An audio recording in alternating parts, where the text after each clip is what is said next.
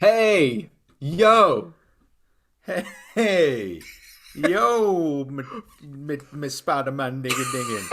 yo, Whoa, Forrest, how yo, are you? Matty Web Slinger Juice, how we doing, boy? That just sounded like Will. What? What an entrance there, mate. Imagine Oh, people driving in the car. They go, right, I listen to a podcast. I fancy a bit of Spider-Man today. What on earth has just happened there? that whatever that was I've just a completely offence to the ear holes there. I've just crashed on the motorway, and that's the last thing you'll hear in Oh my, God, in my life. could you imagine? Oh, Oh, mate. Well, there how you are you go. though? How are you? How are you? I'm good, mate. Do you know what? In the small time away, the additional week, I've managed to rescue a cat. You have. Yeah, I've gone to a rescue centre. Yeah, I haven't rescued. I've not gone to, I don't know, like wherever, another country, and A completely shed. rescued it. Yeah, shit. Just grab somebody else's cat. Grabbed the cat. But yes, I have. We went and rescued a cat. She's adorable. Her name's Peggy.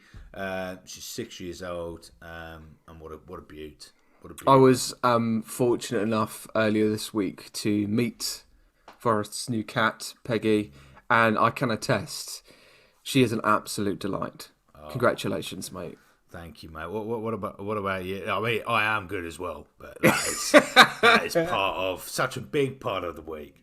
What about you, man? How I'm you? I'm all right now. We so partly the reason we had to pause a week was due to me going like there was just so much things happening personally and just scheduling things. That's not a word. So I appreciate the extra week, peeps and dear listener. I do hope you aren't too disgruntled by the fact you had to wait an extra week to get this wonderful review out. So what review is it? Where are we at now? We are at the very end now of Phase 3.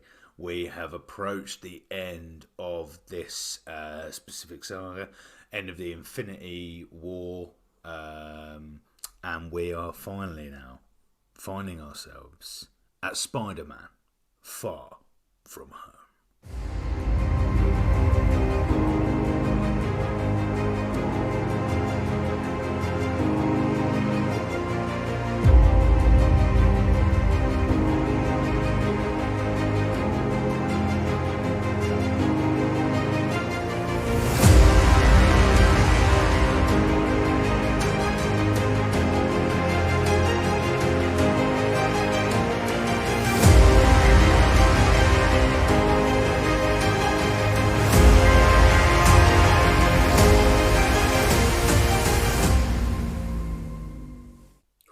Oh yes. I mean, I'm really excited to do this, but there's just one thing I need to do very first, Oh, right at the beginning. hit Now, me you up. you know the beginning of the movie starts with Whitney Houston's "And I Will Always Love You" as a song. Wow, what a large instrument you're producing in front of me there. What's this? Oh, I thought you were talking about what this whole thing. Oh, this. Oh, Oh, oh, I know. Yeah, I mean, so I came to thoughts while I was watching the movie to think. Actually, I don't think that's the appropriate song to start. no. Um, so I'm gonna do a little song for you of what I think the Oh, I beginning was montage should be. I was really hoping for Whitney Houston. I've got to be honest. I can give it a go if you want, mate. Oh wow! Oh wow! I can try. He's such a man of many talents. Look at him go. But no, but seriously, I mean, fair enough. We had an "I will always love you." You know, we go. They called it the blip after the snap.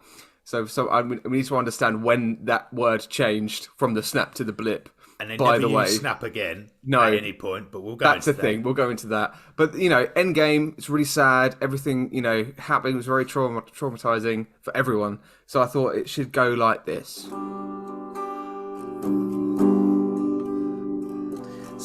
Spider-Man, Spider-Man, got blipped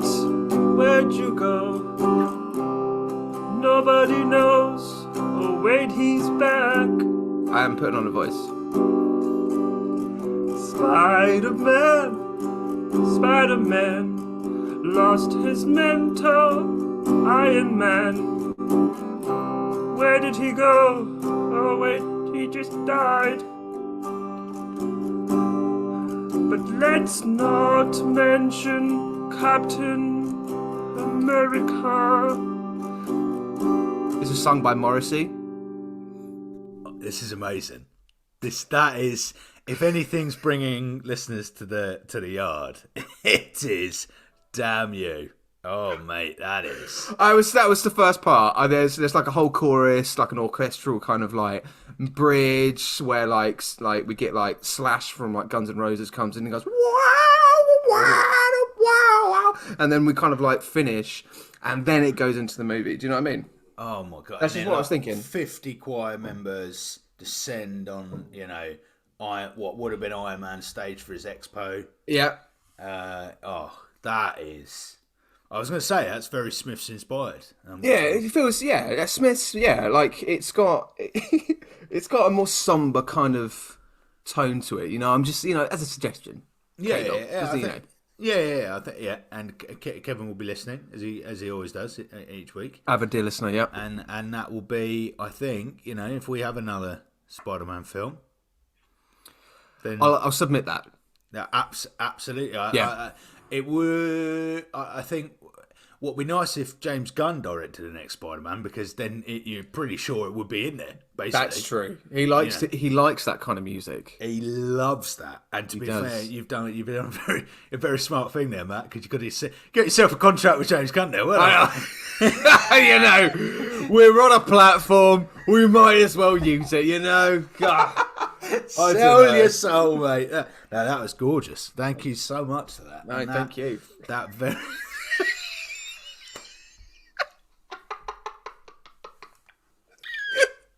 And that sets us up perfectly for this film. Disclaimer straight away.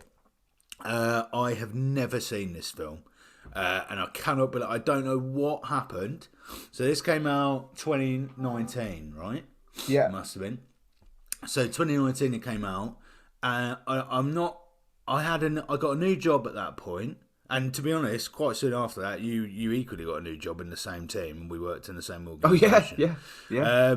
So I really don't know what was happening in that summer. Whether I don't know. I asleep for 3 months of the year and completely missed it. Very bizarre, really bizarre, and I didn't even notice it when we got to oh my god, what's the last one? Spider-Man, what is it? Homecoming, mate. No, Homecoming's the first one. What do you mean? You mean can't go home? Won't go home. Never going home. Shan't go home. Spider-Man shan't go home. He couldn't possibly. Everybody knows his name. Everybody. Peter Parker shan't go home. Whatever that one is. Gone from it. No. What is the last one? Okay. I'm just letting you die here. In Far From Home. No, that's the one we're doing.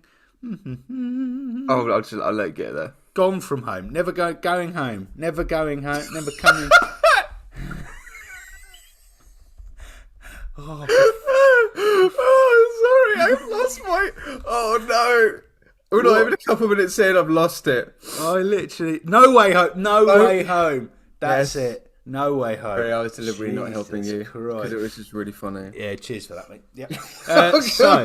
And I literally have already forgotten why I was even mentioning the name of the film. Because I saw No Way Home, obviously, most recent one. Yep. And at no point did I think because it starts from my memory with the very last scene of this film. So yep. I for some reason there was no part of me that thought, hang on a minute, how did they get to that point? So I've watched No Way Home, just assuming that I'd watched everything before that. So I don't know how I managed to completely miss this film, but I did, and it was very nice to watch a brand new Spider-Man film. I'm really surprised that you haven't seen it because, I've got to say, this has got to be probably one of the most watched MCU movies for me. Yeah, I really. I don't know. I honestly, to be perfectly honest, I don't actually know why, and I think it's because it's kind of the only movie that I feel comfortable watching it with my eldest daughter. You know, it's. I mean, there are kind of. I think there's that bit of Mysterio, the little bit where it gets a little bit kind of scary. But like generally speaking, I've watched that. Oh God, 6, 7 times. I'm genuinely being serious as well. Like I actually own it as well. That's something that doesn't usually happen. No one does now. Yeah, no one like I actually own it. Yeah. It reminds me. Did you? And I honestly worry that I've imagined the films because so rarely do I find someone who's ever watched it. Did you ever watch Agent Cody Banks? That that rings a bell. I think it was just beyond my time because I'm a little bit older. That than massive age gap, yeah. Gigantic age gap. Yeah. So Agent Cody Bank, I think, is the kid who was in Malcolm in the Middle, but when he grew up. Yes. And this film really reminds me of that because those films were really family friendly films. They were designed for young people, but they were action packed. It was James Bond basically, but James Bond is family friendly, but without the But a child was the version of Bond. You know what I mean? If Bond was a child, that was Agent Cody Banks, and I used to love those films. And this really reminds me of that. It's a complete diversion from most of what we've had before in the MCU, this really feels like a family action film. I mean, there is a whole conversation, and we won't get into it, but like there is a whole conversation about Tom Holland being a decent replacement for James Bond, like playing a younger James Bond. And he kind of like played into those chops when he did the Uncharted movie a little bit. Yes. However, that's not what we're talking about. But like, I think you're right. I think there is kind of James Bond-esque espionage-y kind of like vibes to it. And I don't know whether that's just simply because they've put Spider-Man out of New York into a completely different location and there's so much to talk about this as well in terms of the actual location of it. But you were talking about the fact, you haven't seen it before, and I'm genuinely interested by that. Is this because Endgame came out in April of 2019, and this movie came out in July? And I think close. I think it must be. I think maybe I was. I don't know. I think. It was a busy old time of my life. That was a really busy year. There was a lot going on, and I think we obviously any MCU fan would have been like Endgame, right? That is happening. I saw that in the cinema, saw it properly, saw it probably a couple of times, loved it, and I think maybe this because I think if I'm totally honest, Spider-Man for me, although I went and saw the Tobey Maguire films and loved the Tobey Maguire films, I think I wasn't as passionate about, and I never have been passionate about Spider-Man quite as much as other people are, and certainly other people my age were, and yourself, but remarkable age gap there. So the people are right, dear listener. I'm not like in my 40s or anything, which would be absolutely fine. Equally, I'm not. The age gap isn't that big. No. I was at primary. He was at college. He wasn't. I don't think you were. No, I wasn't. Couldn't have been. But yeah, so yeah, and I don't think for me, Spider-Man was never like the thing. Not that I know what was. I think I like Hulk for me, but there was never a good film. But the character of Hulk, I loved. But yeah, so I think so it totally lost me, and this is brand new film. Never seen Mysterio, so never seen Jake Gyllenhaal, which is ridiculous. I don't know how, but then again, although there are references here and there, I wouldn't say this film is Stands potentially exactly. It's not like it comes overly into other films. It's certainly not Mysterio, really, which is bizarre, and we'll go into that really. But I realised we got quite far. I haven't done a cheeky synopsis. You haven't. Let's hear it, my friend. Let's hear what they've got to say for themselves. Peter Parker's relaxing European vacation takes an unexpected turn when Nick Fury shows up in his hotel room to recruit him for a mission. The world is in danger as 4 massive elemental creatures, each representing earth, air, water and fire, emerge from a hole torn in the universe. Parker soon finds himself donning the Spider-Man suit to help Fury and fellow superhero Mysterio stop the evil entities from wreaking havoc across the continent. Nice. Yeah.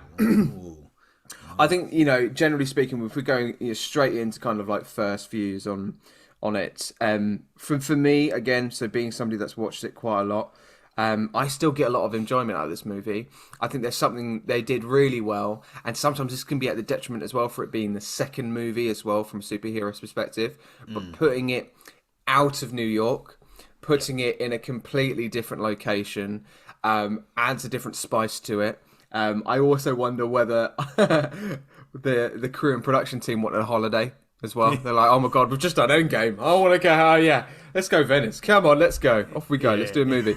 And like, I think that kind of all and Jake Gyllenhaal's performance, the inclusion of Mysterio, you could argue as well from Matt being a massive Spider-Man fan, and Mysterio is one of the bigger villains out there for Spider-Man, and seeing him introduced is great, and I think Jake Gyllenhaal did really, really well as the role.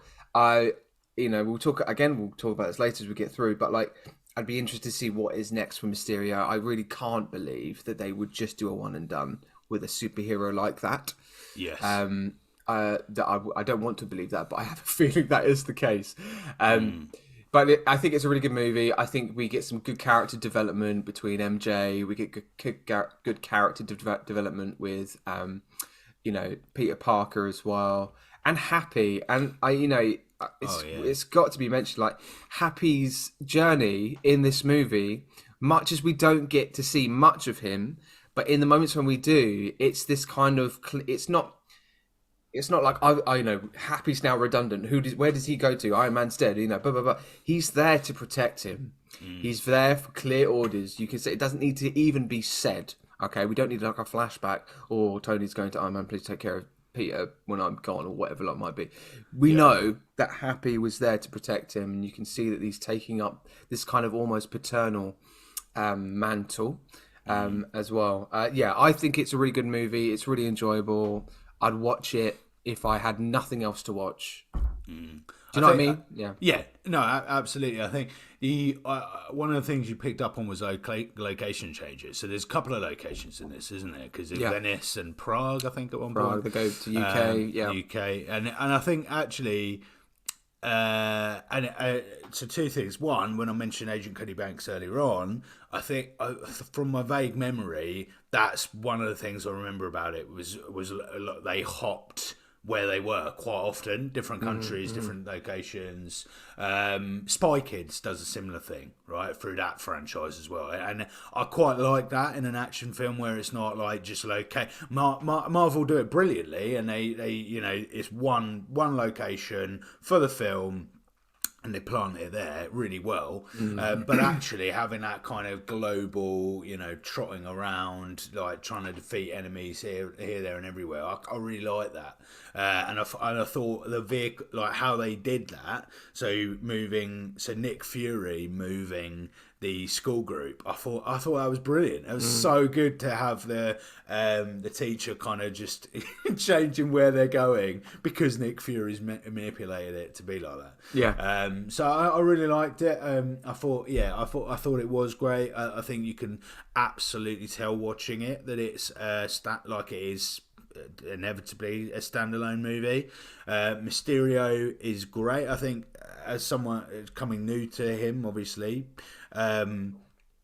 it works well, and I think his reasons why he turns out to be a villain, spoiler, is justified, Yep. but isn't something that you want to see reoccurring. And I suppose with Marvel, with the MCU, they couldn't make him reoccurring for that reason because Iron Man's gone, right? So unless they're bringing Iron Man back at some point, you're not gonna you don't want to keep reminding your audience that potentially their biggest fan is gone, right? That's probably 101 is what you don't do is remind an audience, oh yeah, remember this great character that we got rid of that people were a little bit iffy about getting rid of.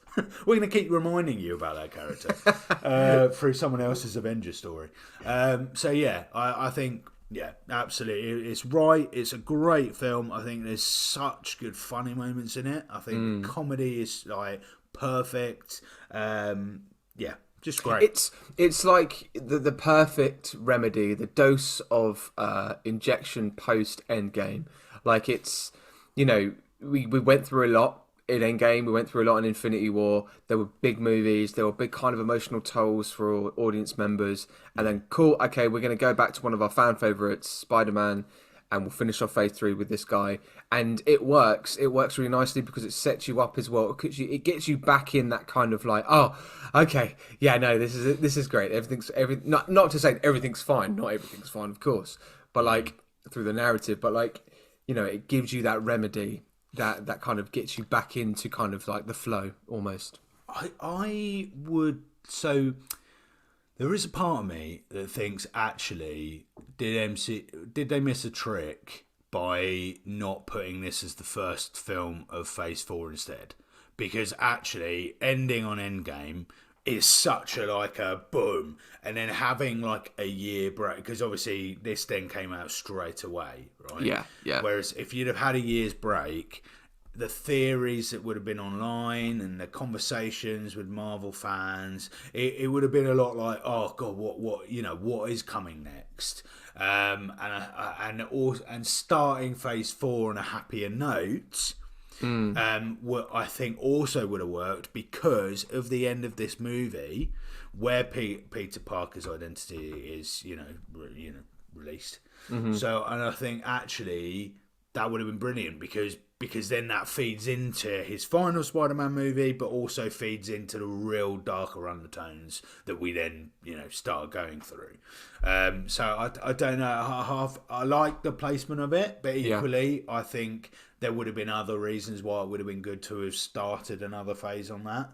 And also because obviously you've got your Infinity War, Infinity Stones saga, and then we're jumping to the multiverse now. And this film obviously alludes, like we get mentioned. I think we get mentions, don't we, of the multiverse? Yes, yeah, I think so. Yeah. Mysterious. I can't remember why, because elementals, drones, and all of that. But then, I can't remember why. Do we get mentioned? I'm sure we do when they're in their little shield, like in that little cave, aren't they? And it's the first time Mysterio's working with Nick Fury. Yeah, they talk about the elementals. Yes. Yeah. Yes. And is that why we then start hearing about what so like you talking about the deviants and celestials from Eternals? Yeah. So we don't hear about, but the multiverse specifically. The multiverse is brought up as a real thing. So for the first time, Iron Man encounters somebody who says they're from a different world, and that's never been experienced before. Gotcha. And then that's the first time Peter Parker goes, oh wait, it's a real thing. So it kind of it kind of almost like hints that it's coming. Yeah. And I think that it was another reason why I thought, well, actually, you could place that in Phase 4, because then that begins that journey of, okay, right, this is where we're headed. And to be honest, mate, actually, if we look at, if we're looking at 2023 where we are, and we're looking back, a lot of the arguments against Phase 4 was that Shang-Chi, Black Widow didn't do a great job the first few films haven't done a great job of really setting up multiverse until we get to Doctor Strange. So actually, if we'd have had this film to kickstart Phase 4 with a hint of multiverse, then we go back to Black Widow, I think that could have been quite nice. Actually. Yeah, that's fair. I think, but that must have been, and this is the other thing, that obviously wasn't on the cards because they must have had other plans with this. The TV series is coming out, Disney Plus coming, all that. They must have obviously knew about all that kind of stuff before it was public knowledge, and as well, we've got to account for the fact that there's a pandemic looming after this movie for the cinema industry, and obviously that takes a huge effect going into Phase 4 with delays and all that kind of stuff. But I think. Yeah, I think it's toned well. I think it does the right job for an audience to get back into kind of the love of why they love MCU. Yeah. What I really enjoy going into the movie and stuff in itself is kind of the repercussions almost, or just kind of like seeing through the lens of young people what student life is like post snap, but now it's being called the blip. Yes. So what is this? Well, when did it change? Is it because some I don't know, Instagrammer influencer goes, I don't want to call it the snap, it was the blip. Who actually changed that? Yeah, exactly, and that never gets answered, and of course the way we hear that through a student, film, it's all, it's a filmed news report for students in the college, isn't it? Really, yeah, it's funny, it's very good, it's great, it's really well done, but they kind of allude to it being that the young have coined the phrase, the blip, but then they don't really see it through, and then adults start calling it the blip, and then you're like, okay, well, where has that come from? Why the change? Is a bit bizarre, and then never addressed. There's only a few months, isn't it, post Endgame? This isn't like years, is it? No. Well, no, because when in Endgame, when they come back, it's all still fresh, isn't it? It's cool. Yeah, they come back and they start talking about the snap, don't they? Yeah. But then, I suppose the only other thing, Matt, we could say is that in Endgame, actually, so in Endgame, all we're seeing is superheroes, referring it to the snap. Mm-hmm. In this film, it's the first time we see the public reaction, and they're calling it the blip. Oh, fair enough. So just like... Yeah, so obviously, if you think you're part of the public that had the whole...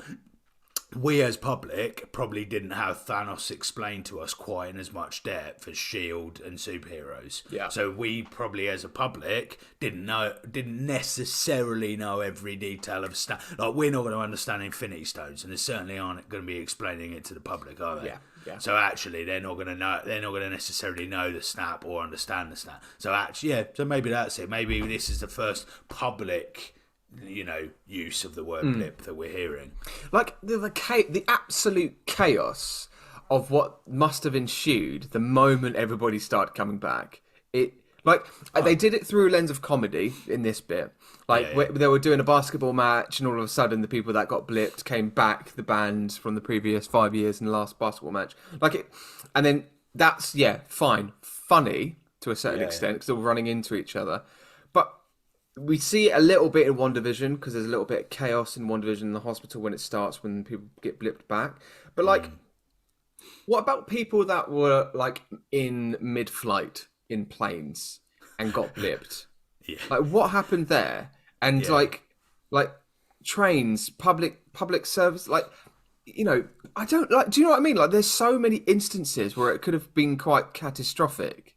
Yeah. Well, yeah, exactly. I suppose time still moved on. So if you were on a train, all you're going to do is re-emerge on a train that's either broken down because you were the driver. Yeah. So you're just sat in wreckage, or Rachel.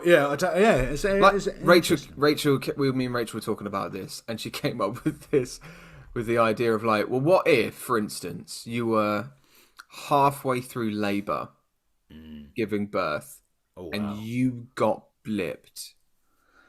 Would you and the baby be blipped, I suppose you would be, right? Because you're still connected, aren't you? I suppose if the head's emerging, if you're in if you're in labour Yeah. and the head is emerging, do you disappear and head remains? It just In the most, imagine the darkest 18 plus, TV, like just an episode of what happened. And you just got decapitated heads of. Oh my god! That's very dark, but because you're still connected by the umbilical cord, aren't you? So technically, until that's detached, then you're your own entity, aren't you? I suppose. Yes, yeah, that's true. Sorry, that's like proper grim, isn't it? It's proper grim.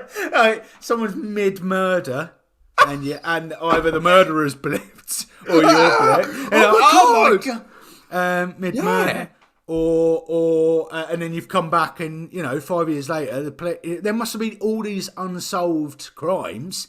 You know what I mean? Oh my They've gone 5 years back. They're like, right, well, I got away with that. Got away with stealing from the bank. No one's going to be catching up with me. That's 5 years later. mental. So you got that, and you've got what I immediately thought of is relationships. Because after if you've lost your partner. In five years is a long time. So do you make the decision that ultimately you're never going to see them again, so you move on? In which case, if you're blipped back, you could be stood in your house, and your partner's bonking with somebody else. Oh my god! Yeah, right. Listen to it. That is okay. K-Dog, hello, K-Dog. Right, that is a Disney Plus series. I said it so many times, but that really is one. The blip. You just call it the blip, and then each episode is a different person's tale. Do it in shorts as well. Oh, right. Show me the money. I will. Yes, mate. The Blip TV series. That's what I want. It's just getting ridiculous now. Why aren't we working for Disney? Exactly. We might. Let's start a campaign on our social media. Get other podcasters involved, and let's get this petition, mate. Ridiculous. Ridiculous. If you know, dear listener, where that comes from, you've got to tell me immediately on don'tbeahero@gmail.com. Don't be ridiculous. Anyway,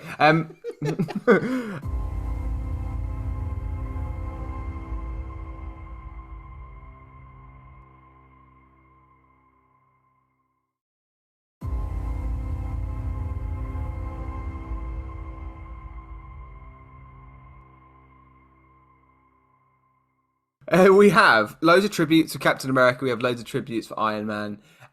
You see, and what I really like about this movie is obviously they go into different locations and they kind of travel Europe on a school trip. You see the global implications of Iron Man, in particular, Iron Man's death, and kind of the sacrifice of Iron Man and him being kind of used as a entity, almost kind of, Christ-like. It really is. Like, there's this kind of really putting him on a pedestal as a genuine hero, as and you can see that it's not just New York that's been affected. It's not just America that's been affected, and the heroes that live in that area, but the whole world. And that hero is loved globally as well. So I think that was quite a nice undertone that was threaded through the movie. Yes. Yeah. No. Yeah. Absolutely. I've just noticed on my, not to go backwards too much and talk about a blip, but I did. I have forgot. Happy says that he got a blip beard, and that made me happy. I chuckle at the blip beard. It's quite cool that in Venice they centered it in so much truth. So have you been to Venice before, Matt? Have I been to Venice before? I haven't. It's on my list, mate. It's on my list. You've got to go. So me and Soph went to Venice, loved it. But there is one part of the movie that did bring memories back. In Venice, wherever you turn, at all times, you have a rose thrusted in your face to buy. There are people that carry around roses and tell you to buy them for ridiculous money. Really? And yeah, absolutely. And even if you say no, quite often they'll ask about 3 times, or unless you just walk off and abandon. They are very, very pushy. So that kind of triggered me. It happens once in the film. I was triggered for the full 2 hours. I was God, no. God. Oh God! I mean, You immediately went, no, I don't want any, thank you. No, please, no more roses. I don't want them. That and the shocking price of gondolas. So seeing really? Ned on a gondola. You're demystifying the majesty that is Venice as a Venice location. is beautiful, and the people are amazing, and it is lovely. And actually, on the gondola ride, we had is it a Venetian? Is that a person from Venice? Is a Venetian? Venetian? Venetian? Yeah. I probably Venetian. highly offended someone just then. But we had a person of Venice who rode us in a gondola, and he was explaining to us about tourism, and it was really fascinating actually, because he was saying like, look, we get that we need tourism, and the money it brings is mad and amazing, right? Yeah. But he said that the traffic, both in the water because of tourism, but also traffic on pavements and just how busy Venice is as a place is detrimental to how long Venice is going to remain. Right? Yeah. Basically. Yeah. So, outside of climate change in the world and what that's going to do to the water levels and all that. And it was fascinating, really fascinating. And it is a beautiful place. And it is such a level of charm. But because of the tourism, by Christ, they take advantage of that. Yeah, well, they've got to, I suppose, as well. I mean, we're going into political things here. But, I love yeah. I've gone to town on Venice. But, that is... what else can we talk about in the film? What? just started, mate. Nick Fury. Is I love the shield. Nick Fury. We bring back her name escapes me. Maria Hill, that's exactly the one. Some great stuff there. I love the little reference back to Captain America, where Nick Fury's waiting in Spider-Man's apartment and just sat down and waiting to talk to him. And then the continuous knocks at the door that interfere their chat. I think for me, and this is a bigger... I don't know if it's a gripe, but for me, the whole thing that Nick Fury and Peter Parker side with Mysterio so quickly, I do find it I know it's unbelievable anyway, and you have to take it with a pinch of salt, and suspend disbelief. But I don't believe that they would believe him. Have you seen the end credits? Yeah. You've seen the end credits, right? Yeah. Yeah. Yes. Now I'm doubting myself. No, I've seen Spider-Man on the edge of the thing. Or is that at the end of the film? Yeah, when he goes, oh, fuck, like that bit. Yeah. There's also... That's a mid-credit, right? There's another one. Yeah. Keep talking to me. Oh, I'm gonna... Okay. Okay, so... For exactly that reason, you're kind of going, I don't really understand why they're siding with them so quickly, because that's a bit of a rash thing, right?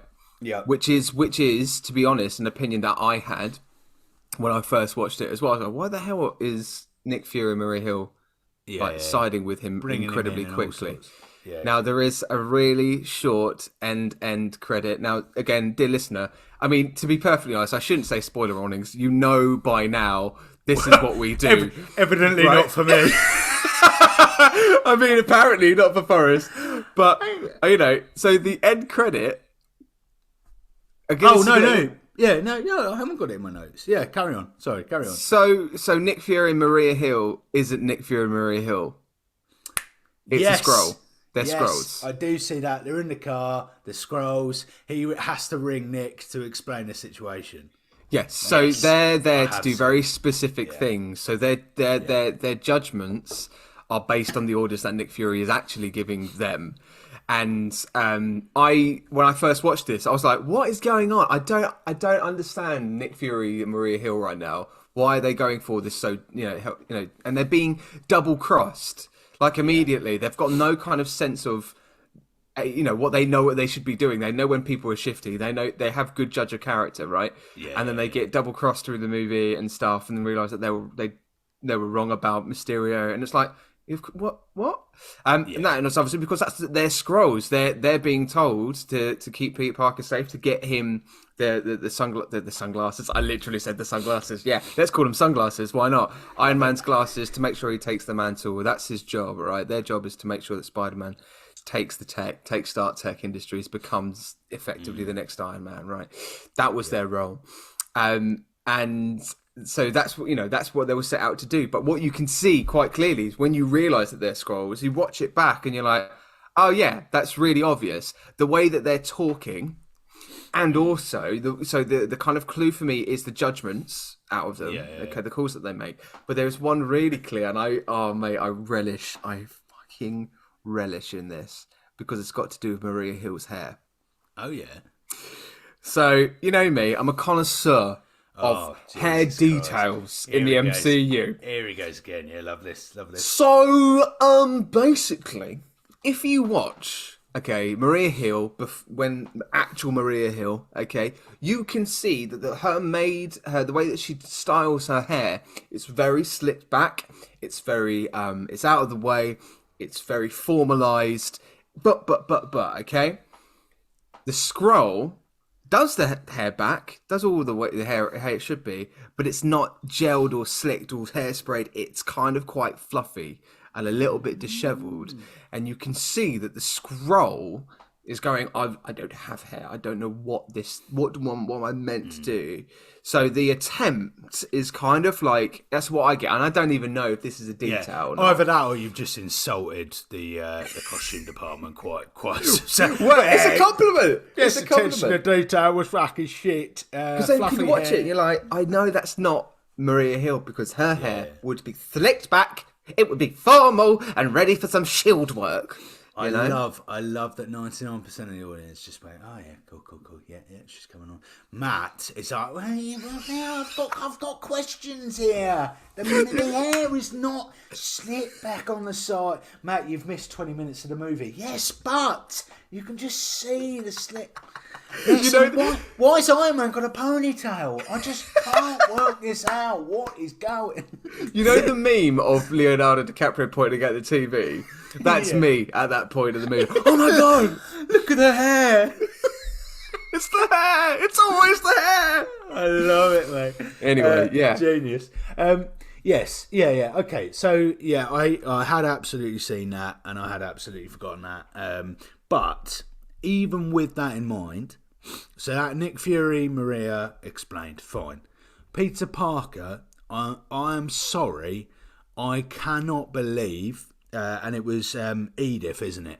Mm-hmm. Edith is the sunglasses, right? It's the AI beyond the sun.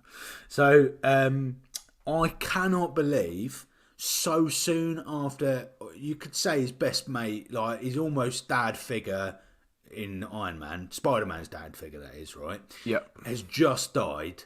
I cannot believe he would give over glasses or anything of his possessions that has been given directly to Spider-Man to like someone brand new at all, ever. I don't think he would do that in his entire life because of how much Iron Man meant to him, regardless of the situation, regardless of like the fact he doesn't want the glasses because of what the responsibility that they have. I just don't believe that he would discard anything given his death. I know what you mean. I know what you mean, but I'm also of the thoughts that because you see a trend in these the trilogy of Spider-Man movies where Tom Holland, Peter Parker, makes decisions based on mistakes. And he makes a lot of those mistakes that kind of follow through to kind of what is the main plot point. And this, and I feel like obviously the reason why he gave it to Jake Gyllenhaal is because I keep using their real names, Mysterio, is that he didn't feel like he's ready for it. He doesn't feel like he is the person. He can't believe that he is the person as well. He's just effectively accepted that he's an Avenger now, right? That whole kind of, thing about becoming an Avenger, being an adventure. We've just watched Ant-Man Quantumania, right?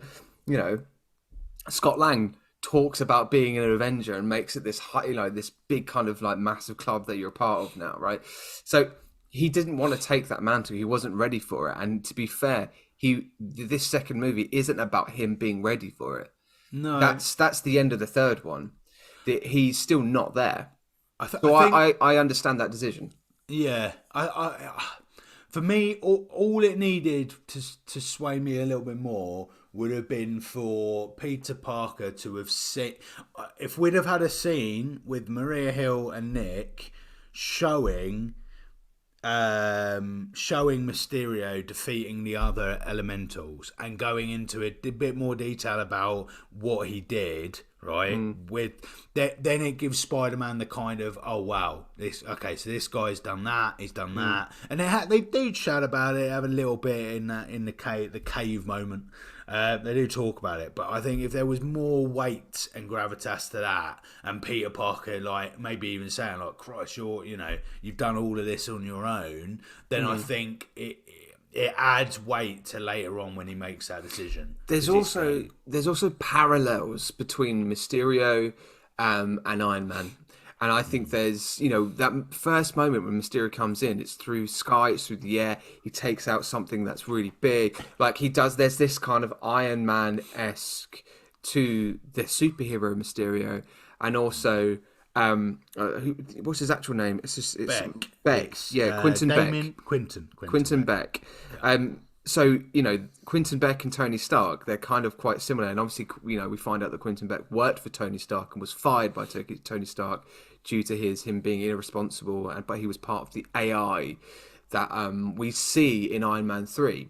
And you've got this kind of moment where you can see that Peter Parker's clinging on to Quentin as a Tony Stark figure, almost unconsciously as well. And I think that comes through a lens, and this is why I think it's done really well. It comes from a lens of naivety. He is still a kid. And he kind of latches on to this authority figure who he sees Tony Stark through, naturally. How old is he supposed to be in this film? About 16, I think. He says 16, and it's the most comical thing ever, isn't it? You're not 16, bro. Yeah, that actor is nowhere near 16. Yeah. I'm like, and I think that doesn't help either, because the naivety that he's supposed to have doesn't really work with the casting at this point, because you're like, you're definitely not 16. You look about 20, and you would absolutely know that this is a wild card, a wild thing to do. But think of Jake Gyllenhaal performs it so convincingly. I think I do remember watching the first time and being like genuinely like, oh my god, I think he actually does care about this kid. Like he doesn't he does say didn't want you involved in this. As when he reveals who he is. But Jake Gyllenhaal plays the slimy ness of Mysterio very well, but equally this kind of genuine kind of authority figure that takes that Tony Stark mantle really well. But yeah, I think we need to see. I think we do just generally need to see more of Mysterio, because there wasn't enough. Enough. There's so much to do with that character. It's great. I wonder. Yeah, how could they give him his own? We don't actually see him die. This is the thing. That's the other thing at the end of the movie. And obviously at the mid-credit scene when he reveals, Tony Stark to be Peter Parker to the world, but we don't see him actually die, much like at Obadiah, my friend. Ooh, we're looking for a little team up of Obadiah and. Could you imagine? Mysterio could fit in Thunderbolts. Do you know what I mean? Yeah. Something like that. Absolutely, yeah. By the way, Thunderbolts made a little announcement overnight. Did they? Did they? Oh, fucking Rumourville, mate. Twitter is so hard to go it's tough. Is this a rumour? But I think it has. I think it's been announced that. Give me 2 seconds, just because I do not want to offend this bloke. So let me. Super quickly. So, Stephen Yeun who played Glenn in The Walking Dead, Oh, is going to be in Thunderbolts in a currently unknown character. As an there are rumours on the Rumourville who he could play that would fit quite well with the comics. But Stephen's remarkable. I haven't seen him in. He's done things since The Walking Dead, but I haven't seen him in those things. So to get him, I think he'd be remarkable as within the MCU. So I really hope that's true, and be looking forward to more info. I like that. Thunderbolts is going to be very special. It's going to be very special. They're putting a lot of money into it. But I mean, the salaries that they're paying the main lot are wild. Maybe, Forrest, this is to replace the Guardians. You've got an eclectic mix of superheroes working towards a common goal. It's kind of like Suicide Squad, but it's not really. Like, it's maybe this is what that is, mate. A couple of the characters are will be quite comedy driven, I can imagine. Yeah, kickstarting another franchise, effectively. So could we have a little could we have a Groot in the background of it? Could we bring in some Guardians? Maybe they see them at the end of the movie, end credits. I don't know. There's potential in it. I think, well, maybe it's kind of like a more earthly kind of Guardians version. I don't know. But I am excited about Thunderbolts massively. This podcast has definitely gone in 20 different directions. We're all over the place today. We're all like, if this is your first listen, don't stop. Go back like 3 episodes. Wow. All right. We're all over. I've had too much coffee now. I'm on my third. Wow, third coffee is fucking 10:30 in the morning. No, I know. You need some fucking help, mate. Third coffee. Yeah. Wow. No wonder you are. No wonder why you're worried about Maria Hill's bloody hair, mate. You're fucking checking every detail on the screen. Laser focus right now. Bouncing around. What's favourite? Okay. Is there any other massive plot point in this film you would like to discuss, mate? There are things like, for instance, what I really enjoy is kind of the cinematography around it. I love the locations that they go to. Can we just talk about the Netherlands? Okay, so there's something. So when sorry, it's a very small thing, diversion to the Netherlands, yeah. So Tom Holland goes to the Netherlands, gets imprisoned, and Happy lands on that field of tulips, and like, oh my god, that scene is so good. It's just there's such colour in it. But I also personally love the Netherlands as well, and like there's this kind of mystique around them that they're all nice. And to be perfectly honest, the amount of times, so I've been to the Netherlands quite a few times in my life, and every time that I've been, I've not once encountered a rude Dutch person. Really? Ever. I lived with a Dutch person as well. Incredibly nice, incredibly lovely. And just the whole culture around there. I personally, like, if I had the option to live there, I would absolutely do it. Never been to the Netherlands, mate. That needs to be our next trip, mate. Next one, we've never been on one. 1,000%. Let's do it. We'll do it, and we'll go do a podcast in the Netherlands. How about that? That sounds amazing. But like Tom Holland wears the Netherlands football top, and I have an expensive slight hobby about collecting football tops as well. And Holland is my second favourite, because I've got a sporting national team, but Holland is my second favourite football team. And when he has that top, I had to immediately get it.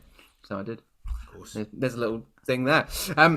In terms of like actual favourite moments, the actual thing you asked me to answer, I really like the projection dream sequence that happens in the last third of the movie with Mysterio and Spider-Man, when he kind of, so where the double cross kind of happens almost.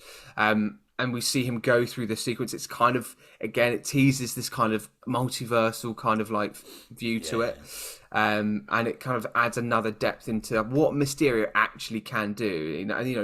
The whole history of Mysterio is that it's kind of this maniacal, smoke and mirrors kind of superhero, but underneath it all, he really taps into your psyche. I remember playing, oh my gosh, that just hit me right in the nostalgic bones. A PlayStation game, a Spider-Man PlayStation game. It might have been the first one that came out. That was the first open world one that you can swing around in, and where Mysterio's in it. And like when you fight Mysterio, there's just this whole kind of maniacal kind of like using into the psyche of Spider-Man and plays it through. And that's such a good game. It's a classic of a game as well. But like I really enjoy that moment because it kind of, I think that's the true depiction of Mysterio. I think it kind of gets a little bit muddied around the whole history of context of Tony Stark and the reason why Mysterio and him having all these kind of eclectic people that have also been wronged by Iron Man. Totally get why it's there, but like going back to the truth of what Mysterio actually is. But I think that there was opportunities of more of that for Jake Gyllenhaal's Mysterio. I think there was opportunities of more hyping him up because then once we see, oh, it's just a projection, the whole fear around Mysterio is gone almost instantly. And Spider-Man, okay, cool. I'll just take out those. All right, fine. But like, I think they should have played into the more psychic kind of the psyche element of how he can use his powers against superheroes. Yeah, no, absolutely. I thought it was great. Gonna go back to Lucky and Aunt May. I absolutely love their scenes in this film. They're about to get it on.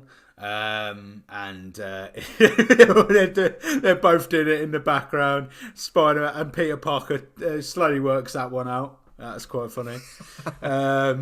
The other, I love there are so many James Bond-esque moments. So they're in the coach at one point, and Peter Parker uses Edith to basically terminate a fellow pupil. I can't remember his name. His name escapes me.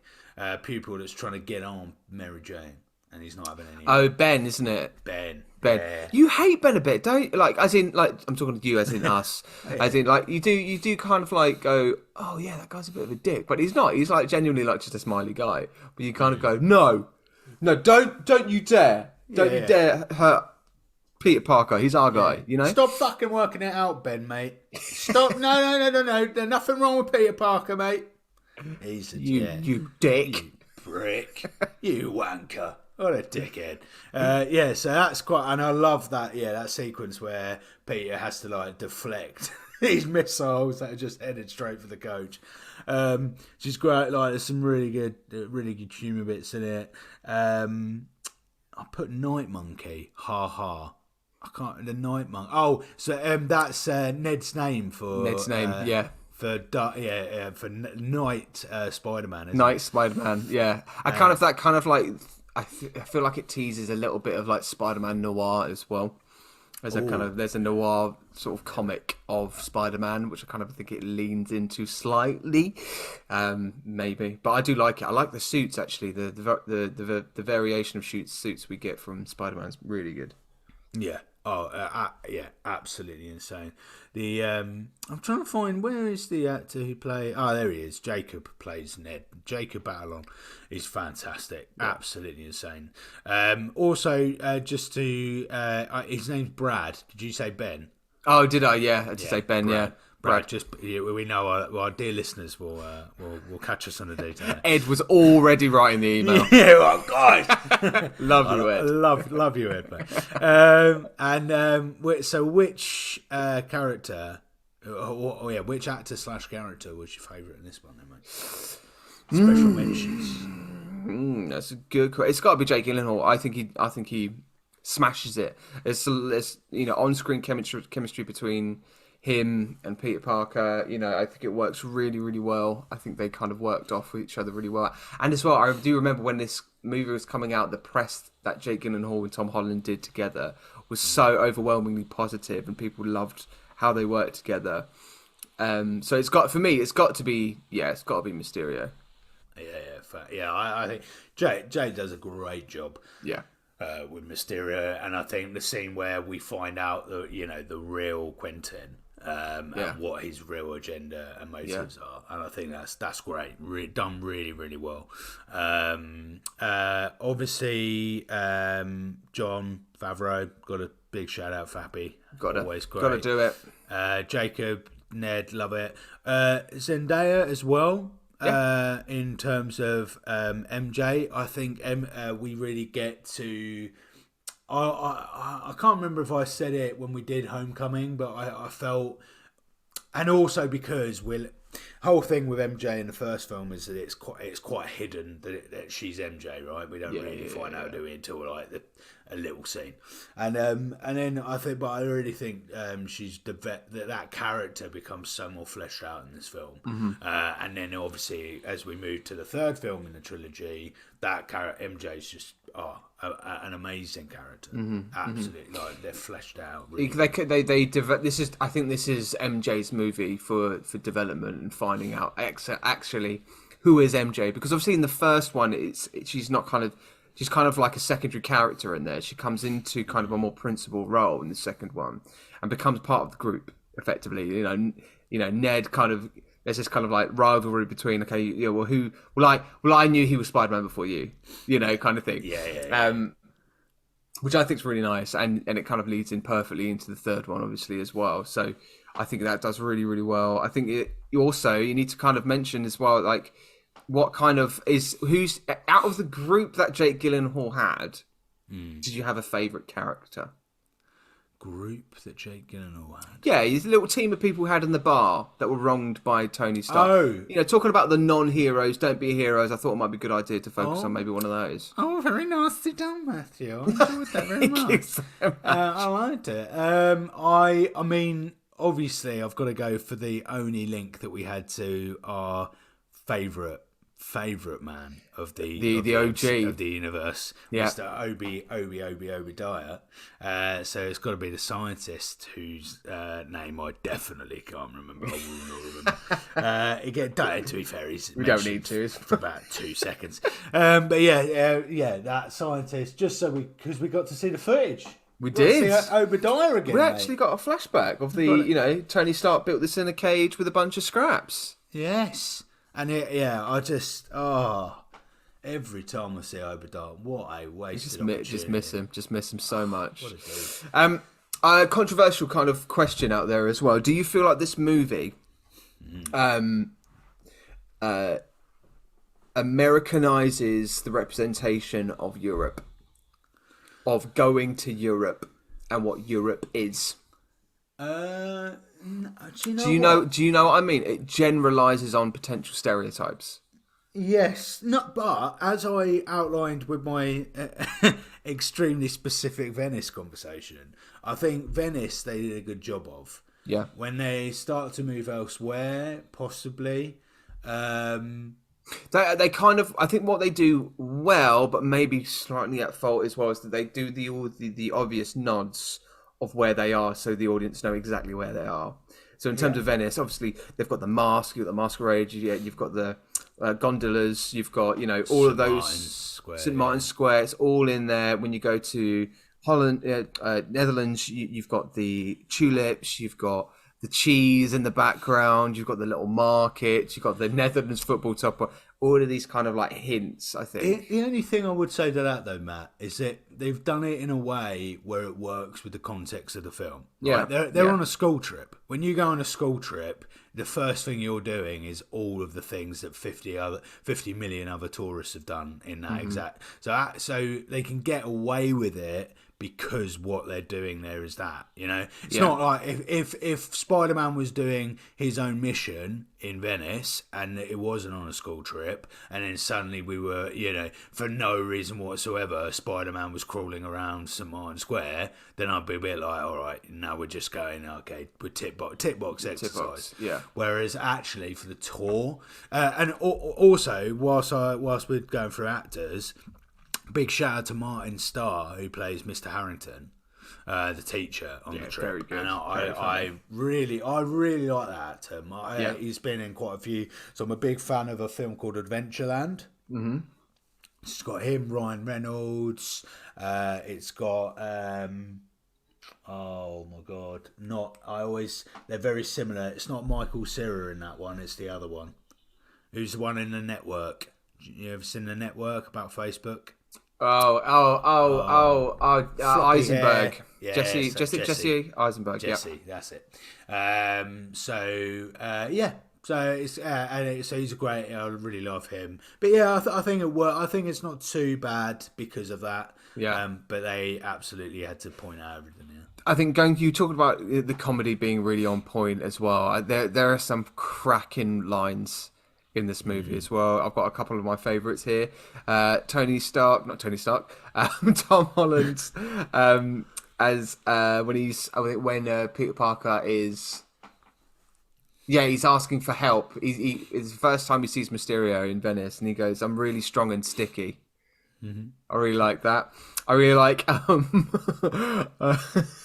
of my favourite lines are always the weird ones. This is a good one from Skrull version of Nick Fury, but he says, "Bitch, please, you've been to space." It's such a good line. Such a good line. One thing we haven't mentioned, Matt, and to be honest, it's probably my top 3 plots and moments in the film we haven't even mentioned, which is the subplot of Betty and Ned. Yeah, hands down. One of my favourite things is him ending it sat next to Betty on the plane, and they come off the plane as a couple. It makes me cringe out my arsehole. It is because it's such a true depiction of what teenage love is. Yeah, immediately going, "Hey babe, yeah babe, all right babe, yeah." It's so superficial. There's no interest in each other apart from Ned on looks is no interest whatsoever. But yeah, I think that's brilliant. And then when they've dumped each other on their little holiday shenanigans, they come home. They're not together. Yeah. I absolutely love that. And there was also something else. Loved one of my favourite quotes. Wasn't comedy driven, but it was because it sets up perfectly what actually what happens. Yeah. Peter Parker says at one point, I think it must be towards the latter half of the film, and he says, "And then the whole world will understand who I am, and then I'm done." Oh. So, and I can't remember, I think he's talking to Nick Fury and Maria at this point. Yeah. And obviously heavily alludes to what does happen, which is his identity goes out there, and then all of this sunny uplands around him suddenly, breaks in. We lose, no spoilers, but we lose some pretty heavy hitters on the way in the next film. But yeah. So I really like that line that line in it.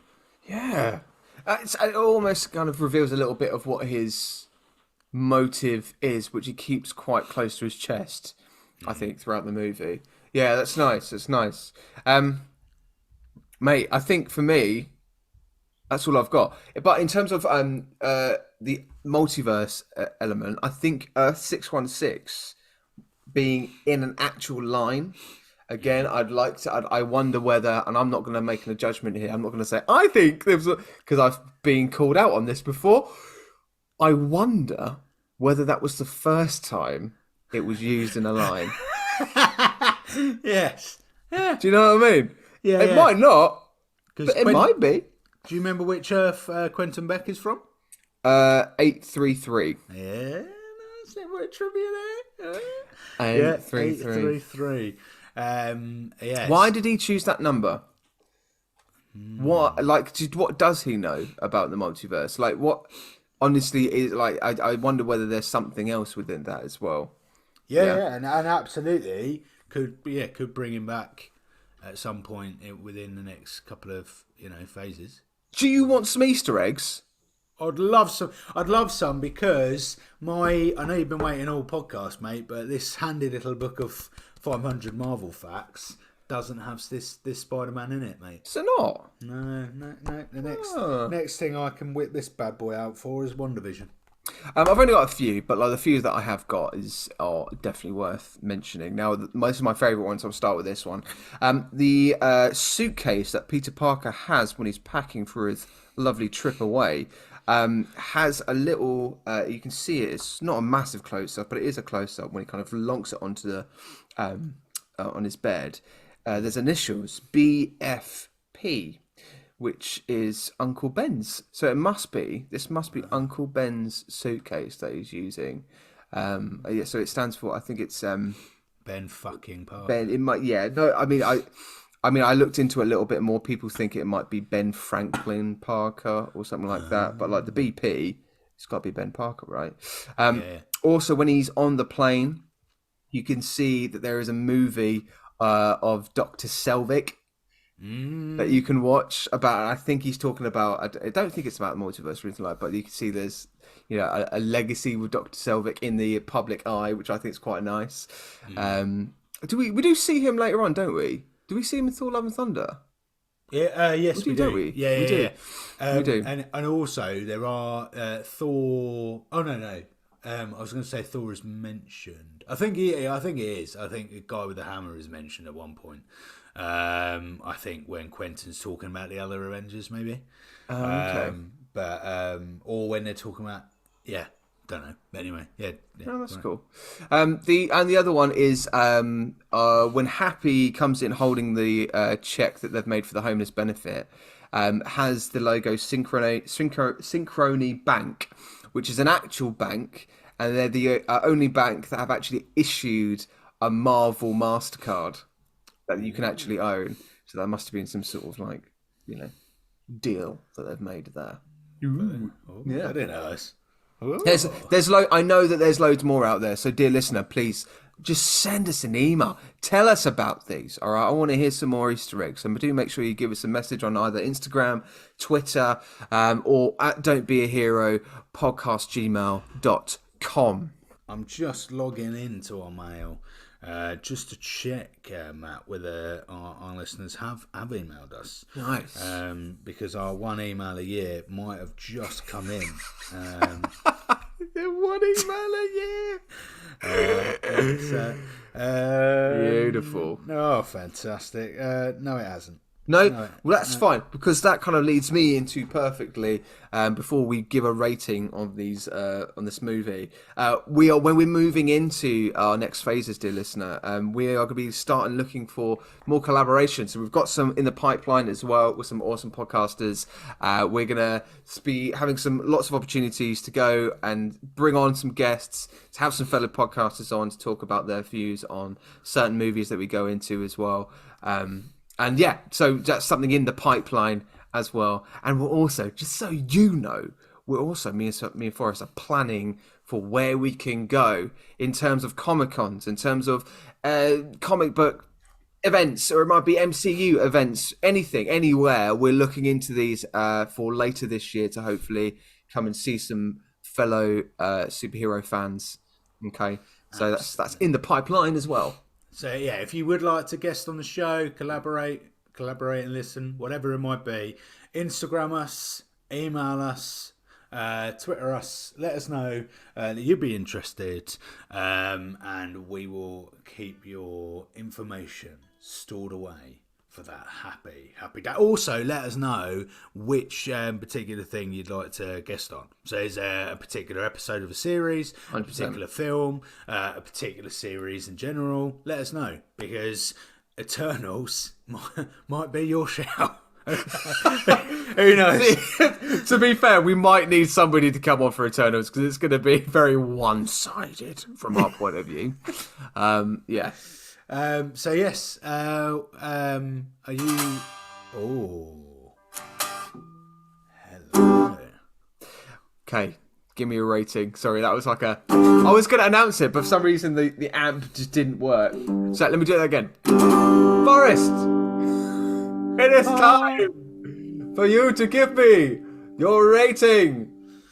My rating, dear sir. I will fill my bag of crisps with an almighty 80%. 80%! And Matt, what is your rating, sir? I'm gonna give it a solid 75.80001%. Oh, fantastico! Fab. Brilliant. Well, lovely news. Forrest, What are we doing now, mate? Where are we going next? I don't know. I think we leave. We'll leave our listeners guessing where we're going next week. Or will we be doing TV series or doing a film? Who knows where we'll be next week? Well, so your third coffee. This is bad. This is bad. I don't know what to do. Oh Jesus. Okay, so this is the end of phase 3. Can we just acknowledge this? I know we've hit the end of phase. That is mad. We're in a post-COVID world from now on, mate. Yeah, I think we do a big jump because 2020 there wouldn't have been a film, would there? No, so I think we go to 2021. I think we go to January 2021, which is WandaVision. I think, but maybe we should. We know what we'll do, dear listener. I'm assuming this is what's going to happen, is that we are going to go back to a highlights episode of phase 3. I think it's only fair to do so. If there was ever a phase 2 do a highlights episode, it's got to be phase 3. And in our next week's episode, which will be our highlights episode, we will talk about our plans for phase 4 and how we're going to roll these out, because we've got to go into TV series. We've got to think about how we're going to deliver these episodes. Are we going to do it in chunks, or are we going to do it bit by bit? Who knows? All right, so all will be revealed in next week's episode. Yes, I can't wait. I can't wait either, mate. I can't wait. Thank you very much, Matt. It has been an absolute blast. And please play us out.